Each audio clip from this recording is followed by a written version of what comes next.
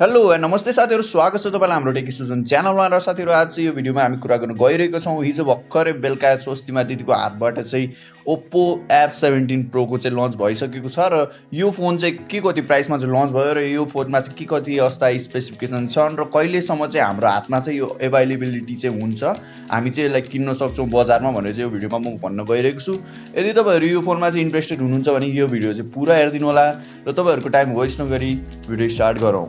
र सबैभन्दा पहिला यसको डिस्प्लेको कुरा गर्दा यसमा चाहिँ तपाईले 6.43 इन्चको सुपर एमोलेड फुल एचडी प्लस रिजोल्युसनको चाहिँ डिस्प्ले भेटाउन सक्नुहुन्छ भने चाहिँ प्यानलको कुरा गर्दा चाहिँ यसमा तपाईले 60 हर्ट्ज के रिफ्रेश रेट पाउन सक्नुहुन्छ। मलाई चाहिँ किन लाग्छ भने चाहिँ अरु आइपीएस एलसीडी प्यानलमा हाई रिफ्रेश रेट दिनु भन्दा चाहिँ बरु सुपर एमोलेडमा 60 हर्ट्ज नै नर्मलै दिएको चाहिँ मलाई चाहिँ ठीक लाग्छ। हजुरहरुलाई कस्तो लाग्छ तल कमेन्टमा चाहिँ भन्न नबिर्सनु होला। र यसमा चाहिँ तपाईहरुको पिक ब्राइटनेसको कुरा गर्दा यसमा चाहिँ तपाईले 800 निट्सको चाहिँ पिक ब्राइटनेस पाउनु हुनेछ र यसको हाई पिक ब्राइटनेस भएको कारणले तपाईले चाहिँ बाहिरतिर चाहिँ अब फोन चलाउँदा चाहिँ त्यस्तो प्रब्लम चाहिँ आउँदैन भिजिबिलिटीमा। र अब यसको अर्को मेन कुरा गर्दा चाहिँ यसको परफर्मेन्सको कुरा गरौँ साथीहरु। यसमा चाहिँ तपाईहरुले MediaTekको Helio P95 भन्ने चाहिँ चिपसेट पाउनुहुनेछ, जुन चाहिँ तपाईले 12 नैनोमिटरमा चाहिँ फेब्रिकेसन गएर बनेको छ। र अब यसको CPU को कुरा गर्दा चाहिँ यसमा चाहिँ तपाईहरुले Octa-core को CPU देख्न सक्नुहुन्छ, जसमा चाहिँ दुईवटा कोर छ। तपाईहरुको 2.2 GHz मा चाहिँ Cortex A75 मा चाहिँ परफर्मेन्सको लागि चाहिँ क्लक्ड गरेको छ भने चाहिँ 6 वटा कोर चाहिँ पावर एफिसिएन्सीको लागि छ, जसमा चाहिँ तपाईहरुले 2 GHz मा चाहिँ Cortex A55 पाउनुहुनेछ। हेर्दाखेरि चाहिँ तपाईको अलिकति पावरफुल चिप देखे पनि यो चाहिँ अलिकति पावर हङ्ग्री चिप पनि हो, जसमा चाहिँ तपाईहरुको ब्याट्री चाहिँ निकै नै कन्ज्युम हुन्छ यदि हार्ड टास्क गर्दै हुनुहुन्छ भने चाहिँ।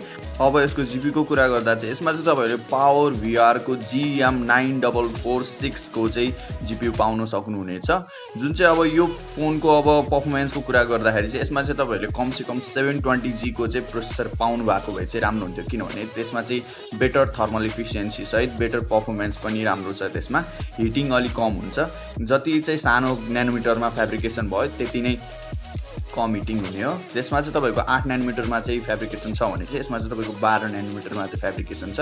र अब यसको र्याम र रोमको कुरा गरौँ। यसमा चाहिँ तपाईहरुले र्यामको कुरा गर्दा चाहिँ 8GB को DDR4X र्याम पाउनुहुन्छ भने चाहिँ रोमको कुरा गर्दा चाहिँ तपाईहरुले 128GB को चाहिँ UFS 2.1 स्टोरेजको चाहिँ रोम पाउनुहुनेछ र साथमा चाहिँ तपाईले एक्सपान्डेबल मेमोरीको सपोर्ट पनि पाउन सक्नुहुनेछ।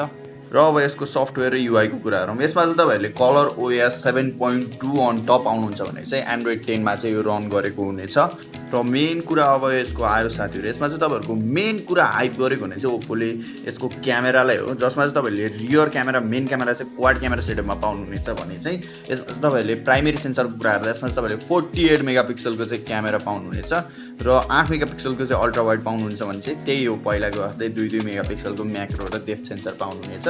र अब यसको फ्रन्ट क्यामेरा कुरा गर्दा चाहिँ यसमा तपाईले दुईवटा है साथीहरु, दुईवटा चाहिँ ड्युअल क्यामेरा पन्चहरुको डिजाइनमा चाहिँ पाउनुहुनेछ, जसमा चाहिँ तपाईले 16 मेगापिक्सलको चाहिँ प्राइमेरी सेन्सर पाउनुहुनेछ भने चाहिँ त्यही काम नलाग्ने 2 मेगापिक्सलको चाहिँ डेप्थ सेन्सर दिएको छ।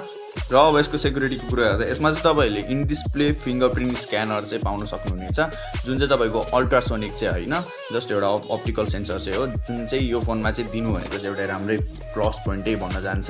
कनेक्टिभिटीतिर जाम साथीहरु, यसमा चाहिँ तपाईले ड्युअल सिम कार्ड, वाइफाई को ड्युअल ब्यान्ड, ब्लुटुथको 5.1, जीपीएस, यूएसबी-सी टाइप भरको कनेक्टिभिटी चाहिँ पाउनुहुनेछ। र अब यसको ब्याट्रीको कुरा गरौँ साथीहरु, यसमा चाहिँ तपाईहरुले त्यत्रो पावर हङ्ग्री चिप भइकन पनि ओप्पोले 4015 mAh को ब्याट्री दिएको छ। थाहा छैन चाहिँ यो फोनले चाहिँ के गर्छ कस्तो गर्छ भन्ने चाहिँ, मलाई चाहिँ यसले चाहिँ राम्रो परफर्मेन्स दिन्छ जस्तो चाहिँ लागेको छैन साथीहरु। तपाईहरुलाई पनि कस्तो लागेछ तल कमेन्टमा चाहिँ भनिदिनु होला। र यसमा चाहिँ तपाईहरुको एउटा प्लस पोइन्ट चाहिँ के भन्दाखेरि 30 वाटको फ्ल्यास चार्ज दिन्छ भनेको छ।